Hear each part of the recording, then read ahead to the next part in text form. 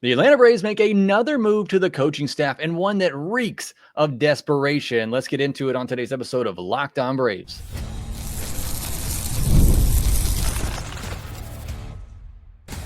You are Locked On Braves, your daily Atlanta Braves podcast, part of the Locked On Podcast Network, your team every day.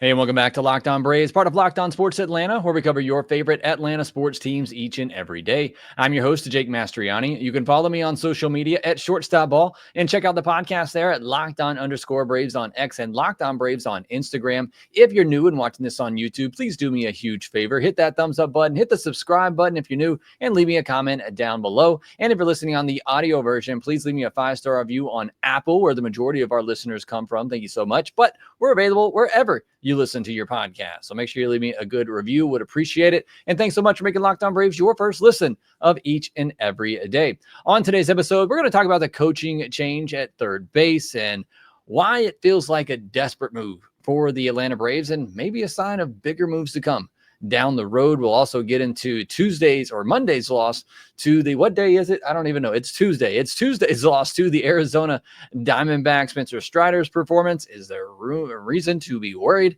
about Spencer Strider at this point? And the offense just not doing enough. Once again, story of the season. So we'll get into all of that on today's episode, which is brought to you by Monarch Money. Take control of your finances with Monarch Money. Use code LOCKEDONMLB at monarchmoney.com for 50% off your first year. So the Atlanta Braves on Monday, still can't get the days or the weeks correct here, on Monday, make a change at third base. And look, I was shocked. I was a little shocked by this news. And it's Fredi Gonzalez, former Braves manager, replacing Matt Tuiasosopo as third base coach. Now, not necessarily shocked in regards to did Matt Tuiasosopo, has he been doing a pretty rough job of there at third base? Yeah, he's had some pretty bad sins here recently and plays that, Ron Washington was an aggressive third base coach in sending players, but he was aggressively sending them to where it was going to take a perfect relay to get them out at home. And those sins you can kind of live with. But some of these sins that Tuiasosopo has had lately, just no business sending guys. And like I said, you had the two, another one with Verdugo, and I think the one with Riley, where they were just completely dead at home plate. And then you had the one with Acuna the other day with, if the catcher catches it, I mean, worst case scenario, Acuna gets injured, but even if they just catches the ball, it's an easy out at home plate. And did he probably need to be replaced? Yes. It's just not something you generally see happen in the middle of a season. Alex Anthopoulos even commented it's not something he's ever done as a GM, replacing a coach during the season. But it happened. And again, it's a move that just kind of reeks desperation for me, where you're just taking somebody who, yes, he was struggling, but you're kind of using him as the scapegoat to say, I can't change the players. I'm not going to fire Brian Snitker. So let's try to shake things up at third base and see if that helps at all. And for those who don't know, Fredi Gonzalez, he was the Braves manager for a while back, 2011 and 2016. He was a third base coach for Bobby Cox from 2003 and 2006. And then he later replaced Bobby Cox as the manager and went to the postseason a couple times, 2012 and 2013, but went 1-4 in those postseason appearances. And then after a 9-28 start in 2016, he was replaced by now manager Brian Snitker, and that officially kind of began the rebuild for the Atlanta Braves. And I've seen a lot of people, and this did not even come to my mind. It's only come through social media that I even knew people were thinking this, but some people out there where we're trying to say that this is going to be somehow some sort of shadow manager, that Brian Snitker needs help, so we're bringing in a former manager. That was the furthest thing from my mind in this move. And if you think Brian Snitker is bad right now, and if you're frustrated with Brian Snitker as a manager, you must have forgotten about the Fredi Gonzalez days, because Fredi Gonzalez was infuriating to watch as a manager and kind of ran the team into a rebuild. So I don't think he is here to be some sort of shadow manager to take over for Brian Snitker at some point. That is not at all what I think is happening here. I think it's just a case where you had a young coach in Tuiasosopo who, look, deserved the opportunity to be here. He is a great, from everything that we hear, he's been a great coach, a great instructor at the minor league level, and he deserved this promotion and this opportunity, but clearly, isn't ready for it. And I think it's just a situation where you had somebody in Fredi Gonzalez who was sitting around, somebody you're familiar with, and somebody that could jump in during the middle of the season. Like I said, it's unusual. It's not common to have, a coach just sitting around that has big league third base coach experience that you can just go out and do this with. And Fredi Gonzalez himself saying, I wouldn't have done it for anybody else other than Brian Snitker. So it just happened to be the perfect situation where you had familiarity with Fredi Gonzalez. You were needing a change at third base in Tuiasosopo, who had been struggling there. And so it all just kind of made sense. Now, Tuiasosopo is staying in the organization. Like I said, he was a really good coach, deserving of this opportunity, but he is back down in the minors as a coaching instructor, and maybe he'll get another opportunity at some point. But again, it just felt like he wasn't ready for this opportunity, had made some costly mistakes earlier in the season, and it was just the perfect fit for Fredi Gonzalez to be available and to make the change. However, I think what's significant here, the Braves have now removed 4 coaches in the past year. They got rid of the hitting coach last year, and now you get rid of another coach. And look, coaches are the scapegoats. They are the easiest ones to remove to try to shake things up. And I think what it shows you from a front office perspective is they see that things aren't right, that this team is not performing at the way that they should.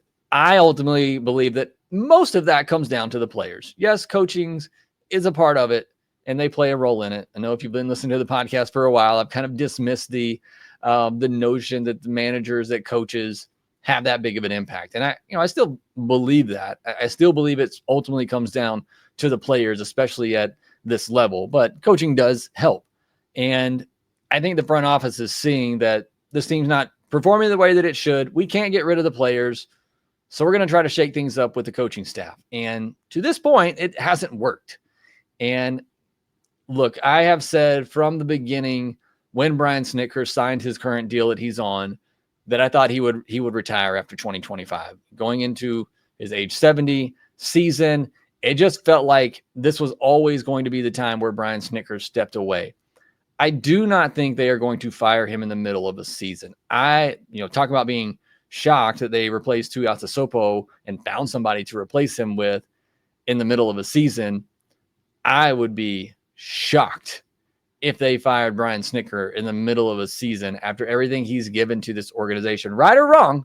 Whether you think that is right or wrong, I would be absolutely shocked if that were to happen. However, this team keeps plundering like they are. They have another losing month, and you're going into July, 5, 6, 7 games under 500. What else can you do? Because like I said, you can't get rid of the players. Maybe there are some that you're going to sell at the deadline, like Iglesias and Ozuna, maybe Chris Sale. You could do some of that, but I doubt you're trading an Albies and Acuna, O'Reilly and Olsen, maybe a Sean Murphy, but you're not really going to do a lot to change the players that you have. And so the only thing you really can do is go after the coaches. And I do think with what we've seen and them removing 4 coaches over the last year now, Brian Snitker's contract being up at the end of the year, this would be a second straight pretty disappointing season, although you can blame 2024 on the injuries. But this would be another step kind of in the wrong direction. Not kind of, it is in the wrong direction. And at that point, like I said, unless you're just going to blow up the team, which maybe that happens, it feels inevitable that there's going to be some more upheaval to come with this coaching staff if things play out this way. And like I said, either way, I think the Braves could come back, have a good season, make the postseason, maybe even win a World Series. And Brian Snitker might just still choose to walk away. I mean, again, he's been in the organization for a long time, about to turn 70. It would not surprise me if he just walks away regardless of what happens this season. But his managerial moves seem to be declining. There's been a lot of questionable moves this season for Brian Snitker himself. The team seems to be declining. Something has to give. The coaches are the easiest ones to go after. And I think that's what you're seeing right here is the front office just trying anything that they can to shake things up. And that's why, I ultimately said at the top, it just feels like desperation. You're trying to make moves where you can to get this team going. And I don't know that that's going to be the answer. I don't know that that's going to happen. There really aren't any other coaches. I mean, go after Tom Goodwin at first base if you want to, but there aren't really any other coaches at this point that I think you're going to get rid of unless you're getting rid of the manager. And like I said, it would have to take a complete collapse, and maybe you believe we're at that point for them to fire Brian Snitker, in my opinion. But we'll see how the rest of June plays out, and we'll see how everything plays out leading up to the All-Star break and the trade deadline. But I think either way, this is the last year of Brian Snitker, and we're going to have a lot more coaching upheaval and change in the offseason. And I think this is just the front office saying, we got to do something. We can't change out the players. Let's just change out the coaches and see if that can get the team going. Unfortunately, it did not get them going on Tuesday night as they lost 8-3 to the Arizona Diamondbacks. Spencer Strider with a rough start. The offense scored in one inning and did basically nothing else the rest of the game. We'll get into all of that here next.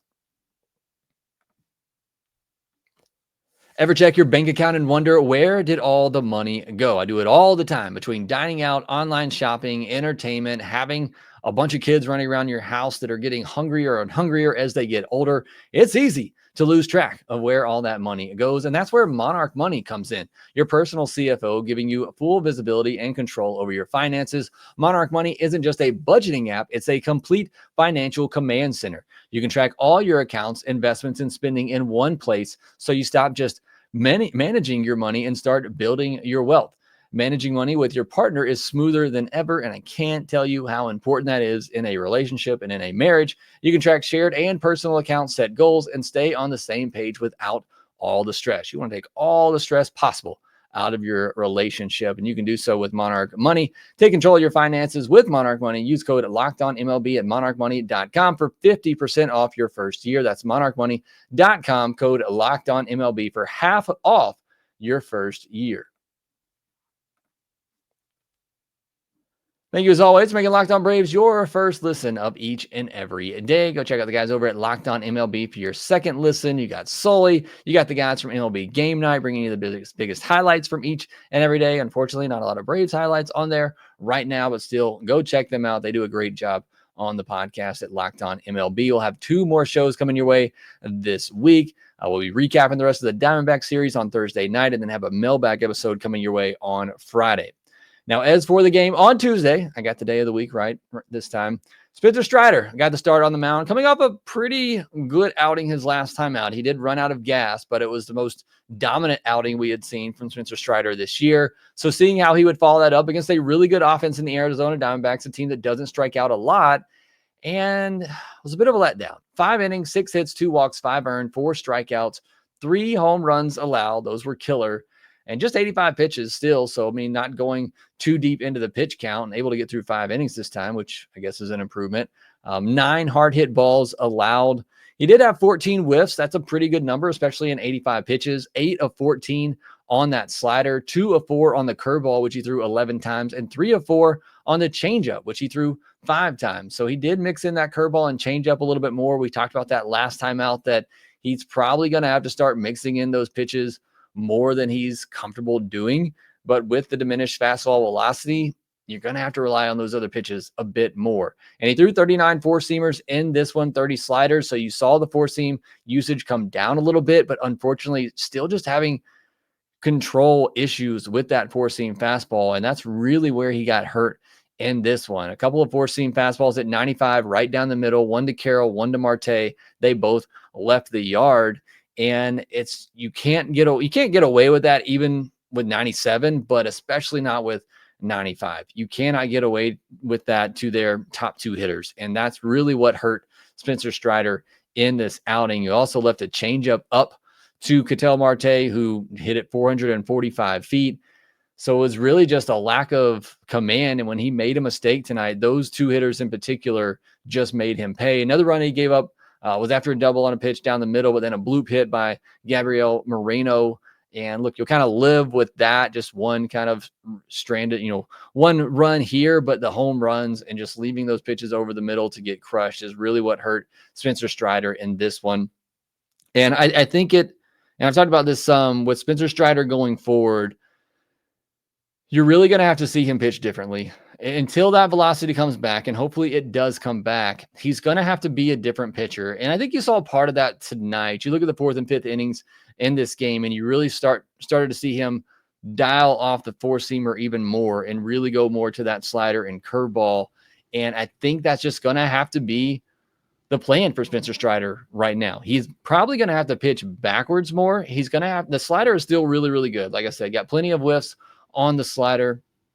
It's still a great pitch for him. And I think he's going to have to pitch off of that to make his fastball play up. But even with that, if you can't locate the fastball, it's not really going to matter. And that's the biggest key. And that's usually the thing that takes the longest to come back is that command. When you're out and haven't pitched for so long and you're coming back from injury, it does take that command a little bit longer to come back. And maybe that's just what we're waiting on with Spencer Strider. But if he can command the fastball, the slider is good enough. I still think he's going to have to mix in the changeup and curveball a little bit more. But again, is he comfortable enough throwing that? I mean, the changeup, he only threw 5 of them, but got 3 whiffs on that pitch. Unfortunately, he just left one up in the zone, and Ketel Marte didn't miss it. And so, again, are you comfortable enough throwing those pitches, 20 times? And are you comfortable, leading with the slider? Because I think that's what he's going to have to do for now until that fastball command and velocity is able to come back. He's going to have to pitch backwards and pitch off of the slider instead of pitching off of the fastball. And if you can do that and you can pitch ahead with that slider, I think it's going to make that fastball play up a little bit more. But again, comes down to command, and you just can't leave 95 down the middle to really good hitters. And that's ultimately what cost Spencer Strider in this start. The bullpen in this one, good work from Endo De Los Santos. I talked about it the other day on the Monday podcast when I was recapping the month of May, or De Los Santos had some good numbers. He hasn't been pitching in high leverage situations. It's been in games like this where they're close games. Maybe they're losing by a run or two, but he's been really, really good for the Braves here lately. Pierce Johnson walked 2 batters, but Drake Baldwin bailed him out, threw out Corbin Carroll trying to steal, backpicked Ketel Marte. And look, I think Drake Baldwin's just probably the primary starter at this point. Again, hate it for Sean Murphy, who has been playing well this season too. But if Drake Baldwin's defense is like this, and you know what the bat is, he's just got to be your primary catcher. And look, I've been a big Sean Murphy supporter. Like I said, this is nothing really to do with him, and it's just more to do with Drake Baldwin might be him. And for now, at least, you've got to play Drake Baldwin 2 out of every 3 games. And I think that's just what it has to be for now. And, find ways, just like you were with Drake Baldwin, find ways to get Sean Murphy's bat in there. Pinch hit for Nick Allen late. The game was over at that point. But Drake Baldwin, if this is the defense, that's the arm that we're seeing. Great throw to get Corbin Carroll, great tag by Nick Allen too, and then a great throw on the back pick to get Ketel Marte. Again, we knew the bat's there, and the bat has been there, and now you're seeing the defense too. He's just got to be your everyday catcher, does Drake Baldwin. But he bails out Pierce Johnson, who walked a couple of batters, although he should have had to strike him out, throw him out to Ketel Marte. You're never really going to get that pitch because the catcher is jumping out of his crouch, so the umpire's view is blocked, but it should have been a strike him out, throw him out, because that was it was in the same spot where Matt Olson had a pitch called a strike against him, which really changed his at-bat in that 8th inning. But either way, Drake Baldwin throws out Ketel Marte to get him out of a jam. And then just another Snitker moment here in the 9th inning. Montero comes out for the 8th, and he's good. He gives you a clean 8th inning. It's great. But Snit did this thing that he's tried to do all year, and that's stretch the reliever for some extra outs and an extra inning, especially when you're losing. And I get it. You're losing by 2 runs. You don't want to have to call on another reliever. But you just had an off day. You've had a lot of off days recently. But you throw Montero back out there for the 9th inning, and he gets the first 2 outs, but then he gives up hits to the 8th and 9th batters. And you got to have somebody ready for the top of the order, whether it's just Scott Blewett and you just bring him in. You cannot let Rafael Montero, your worst reliever, face the top of the order and face the 2 guys that have punished you all night long. And he allows him to do that. Corbin Carroll has a 3-run home run and calls game. I mean, that was it. It was a 2-run game. Braves had just squandered a great opportunity in the 8th with the middle of the order, so you didn't have much hope going into the 9th anyway, but still, you had a puncher's chance. You had a bloop and a blast, and you make them not have to use their best reliever because of that home run. They don't have to use Justin Martinez in this game now. So it's another bad decision. Is it an egregious one of the worst ones he's made? No, but there's just no way in my mind in a 2-run game, you're trying to stretch Rafael Montero for a second inning. He's approaching 30 pitches, and you allow him to pitch against the top of the order that has crushed you all night long. It's just inexcusable, and it's just one of those little things where, look, they probably would have lost anyway, but you definitely were losing after that, and it's a situation that maybe could have been avoided. Again, don't know that Scott Blewett does any better in that situation, but to ask Rafael Montero to give you a second inning and then approaching 30 pitches after giving up back-to-back hits to make him face Corbin Carroll, who had been swinging a good bat all night, just feels like malpractice as a manager.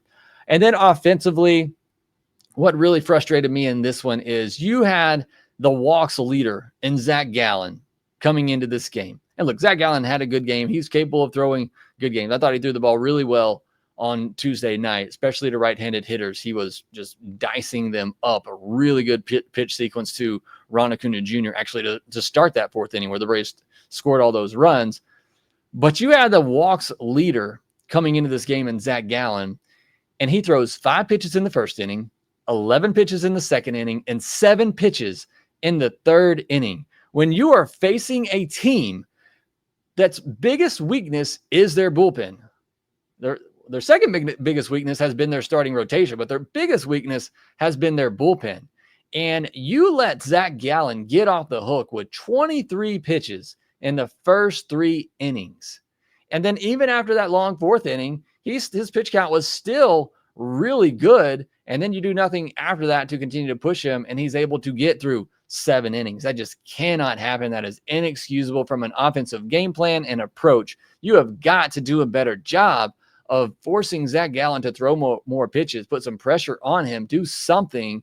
And like I said, he was throwing the ball well, but even some of the pitches that they were swinging at and putting in play, they weren't good pitches to swing at. And it is just very frustrating because you want to try to get into their bullpen as quickly as possible. And you allow him to get through the 1st inning on 5 pitches, the 2nd inning on 11, and the 3rd inning on 7. And that right there just killed you in this game. Because even after you get to him for 3 runs in the 4th inning, his pitch count is in a place where he's still able to continue to go out there, and you can't get into that bullpen. So that, to me, again, is just one of the biggest killers of this offense in this game in particular. You got gifted a pair of runs in a 3-run 3rd inning. Great hit by Ozzy Albies there to take advantage of that to drive in a run. Aggressive send by Fredi Gonzalez, sending Matt Olson home on the ball that got under the glove of Eugenio Suarez at 3rd base, but a good send. And it's one of those sends that it was going to take a perfect relay, a perfect throw to get Matt Olson, and it ended up being a pretty easy run scored there. So, his first opportunity there for, a close play at home. And I thought it was a good send of Matt Olson, who was needing oxygen after that. Luckily, it went on to be a big inning, so he got the chance to take a breather.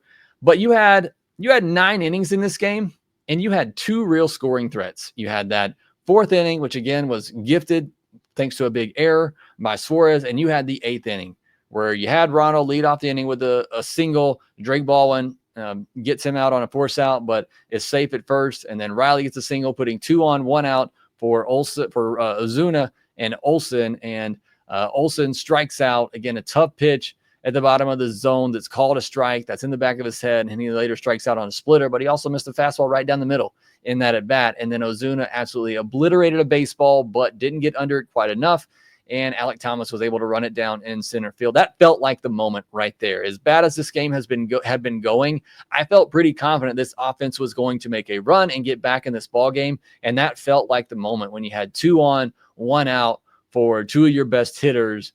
And when Ozuna hit that ball, I thought that was it. I thought that was the moment that it was at least going to get over the center fielder's head, if not over the wall, and they were going to tie up this game, go on and win, and that was going to be it. And that was going to be the big turning point for the Atlanta Braves that we've seen against the Arizona Diamondbacks at the beginning of June in the past, and it just wasn't. And maybe it's a sign. Maybe this just isn't the year for the Atlanta Braves, but I thought that was going to be the moment. But again, you give them 3 easy innings to begin it, and then you really only have 2 scoring chances over 9 innings. That's just not good offense. Those are bad at bats. Those are empty innings, and you allow the pitcher to breeze through 7 innings. It's got to be better and more consistent offensively, and they just weren't in this game. Next, we have some news to talk about. Marcell Ozuna's hip injury, Drake Baldwin, who's been the brightest of stars for the Atlanta Braves this year, and Pitbull coming to the Speedway Classic. We'll talk about that here next. Get the supplies you need from the site made for the skilled trade, Supply House. Whether you're in plumbing, HVAC, or electrical work, Supply House is the reliable way to order products online. Their easy-to-use website is packed with helpful resources and the latest product info to help you get the job done right. Plus, with a complete inventory of over 200,000 parts from 400-plus top brands, you'll find exactly what you need delivered fast from coast to coast. Need help with an order? Supply House offers expert support and industry-leading service, so you'll always talk to a real person. And for trade pros looking for an extra edge, their free Trade Master program offers exclusive perks like a dedicated phone line, free shipping, and discounts on every order. Thousands of skilled professionals are already taking advantage, and now it's your turn. Join the Trade Master program today at supplyhouse.com/TM and start ordering plumbing, HVAC, and electrical supplies with just a few clicks. Plus, when you use our promo code SH5, you'll get 5% off your first order. Again, that is promo code SH5 for 5% off your first order at supplyhouse.com. So we do have a good bit of news to talk about today before we preview the game on Wednesday. Drake Baldwin wins NL Player of the Month, and with his teammate and AJ Smith-Shawver unfortunately out of the way for the rest of the season, he is now the favorite, according to FanDuel, to win the NL Rookie of the Year. And as I said earlier, I think he just needs to be the Braves' primary catcher. And if that's the case, I think he has a really good chance of winning that award. And he has been, one of the biggest bright spots. And I was talking about this with Lindsay off air after the postcast on Tuesday night. And look, if we get to the point where this Braves team is just definitely out of it, maybe even their sellers at the deadline, you're going to have to look for some silver linings this season that you can build on going forward. One of which is that Acuna, other than the running, he looks like Acuna. Drake Baldwin looks like he's going to be a stud. Chris Sale is great. Spencer Schwellenbach is great. You got to look for those silver linings on what you can build up going forward. And certainly those have been some of the best ones for the Atlanta Braves this season. Pitbull will be joining Tim McGraw for the Speedway Classic. I put this in there just kind of jokingly. I mean, maybe you like Pitbull. That's certainly fine if you do. And maybe you love Tim McGraw. Just not my cup of tea. And as I posted on social media, I'm excited that one of my teams, or my team in the Braves, is getting one of these national games like this.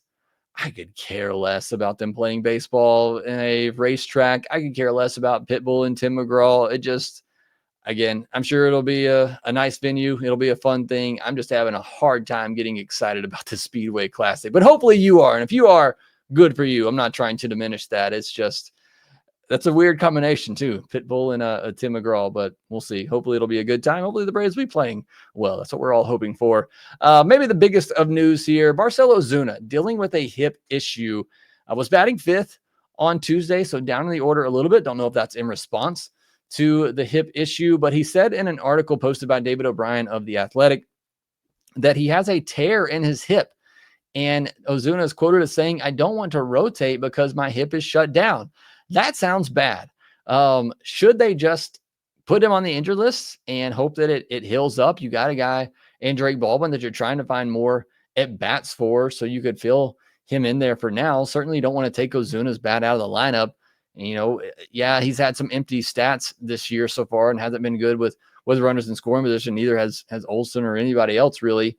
But you definitely don't want to lose that bat, but you feel like if you're going to, now's the time, and just see if he can rest up and it can get any better while you have Drake Baldwin and Sean Murphy both swinging the bat well and can put both of them into the lineup. But Alex Anthopoulos said he's playing through it. It will be a factor this year, and it's something Ozuna will have to manage until the offseason. It sounds like one of those things where it just can't get any worse, and it's really just a pain tolerance thing for Marcell Ozuna, and he'll have to wait till the offseason till he can get it fixed, which brings up the question, how does this hurt him in free agency? And does it help the Braves maybe bring him back?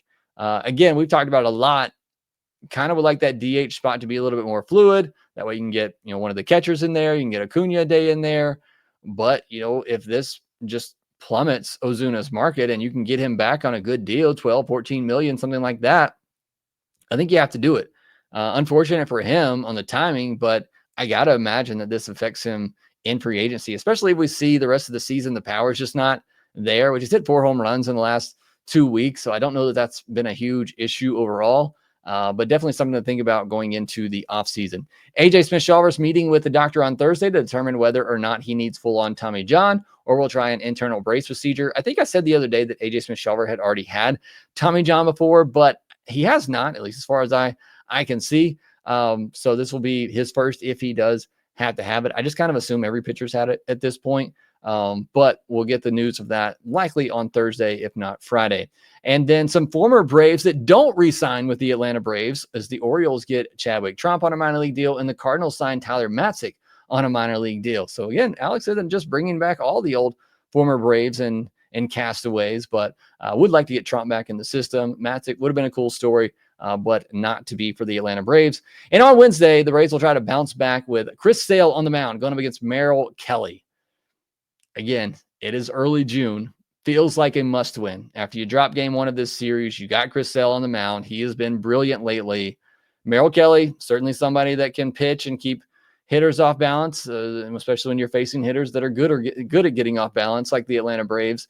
So again, there's no matchup right now that I could say that I feel completely confident with this Braves offense, but at the very least, I feel confident in Chris Sale. So he's on the mound. If he pitches like Chris Sale, this needs to be a win. Come back and try to win this series, and you're still in good shape. You just got to win series the rest of the way. At some point, you're going to have to go on a big run, but that's not going to happen until this offense figures things out. But again, hopefully Chris Sale can continue to pitch like he's been lately, which is just completely dominant, Cy Young worthy, and hopefully the offense can put some more consistent at-bats, innings 1 through 8, hopefully, because they don't need the bottom of the 9th on Wednesday, and get back in the win column. Well, that will do this episode of Locked On Braves. Thanks so much for joining me today. Hit that subscribe button, thumbs up button, leave me a comment down below, and make sure that you rate, review, and subscribe to the Locked On Braves podcast wherever you get your podcast, and we will talk to you next time.